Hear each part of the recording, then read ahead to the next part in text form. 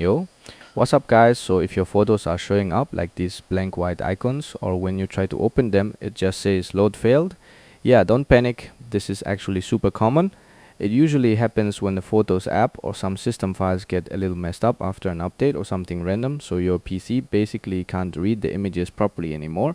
But the fix is actually really simple. Just go into your settings, head over to apps, then installed apps, and just search for Microsoft Photos. Once you find it, click on those three dots, go into advanced options and just scroll down a bit. Now if you see background permissions set to never, switch that to always or just power optimize. Not a huge deal, but it helps. And now the main part, hit repair. Just wait a few seconds.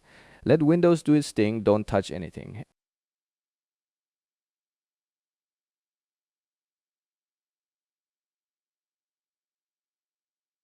And yeah, that's literally it. Now when you go back, your photos should be loading again. No more blank icons, no more load failed. And if for some reason it's still not fixed, just hit reset right below it and that'll completely refresh the app. But yeah, that's pretty much it. Super easy fix. If this helped you out, drop a like or something, and yeah, I'll catch you in the next one.